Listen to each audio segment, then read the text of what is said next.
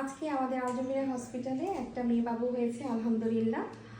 ওরাও অনেক দূর থেকে এসেছে, সাভার থেকে। মাঝখানে একবার এসে ভর্তি ছিল, তখন অ্যাকচুয়ালি প্রোগ্রেস হচ্ছিল না, তারপর আবার চলে গিয়েছিল। আমি বলে দিয়েছিলাম যে না, 7 দিন পর্যন্ত অপেক্ষা করতে পারবেন। তো তার মাঝে আবার ব্যথা উঠে, অনেক বেশি ব্যথা উঠলে চলে আসে। গতকালকে আবার চলে আসে। আসার পর আল্লাহর রহমতে আজকে ভোর 5টা 25-এ না, হ্যাঁ 25-এ একটা টুকটুকে মেয়ে বাবু হয়েছে। 3 কেজি ওজন। দেখেন কি সুন্দর করে তাকাচ্ছে।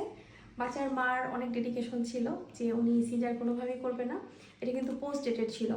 ওনার কিন্তু নর্মালি ডেট ছিল হচ্ছে নভেম্বরের 7 তারিখে, বাবু হলো নভেম্বরের 23 তারিখে। শীতের রাতে, এখন তো শীতই বলা চলে, রাত না ভোর হয়ে গেছে আর কি। আলহামদুলিল্লাহ বাবু এবং বাবুর মা দুজনেই ভালো আছে। আসলে এত দূর থেকে যখন আসে তখন তাদের প্রতি অনেক দায়িত্ব বেড়ে যায়। তখন মনে হয় যে তাদের হাতে যদি একটা সুস্থ বেবি তুলে দিতে পারি তাহলে আসলে ভালো লাগে, অনেক বেশি ভালো লাগা কাজ করে। তো যাই হোক, আমরা সব বরাবরের মতো সবসময় বলছি যে যেখানে আছেন সেখান থেকেই নর্মাল ডেলিভারির চেষ্টা করেন।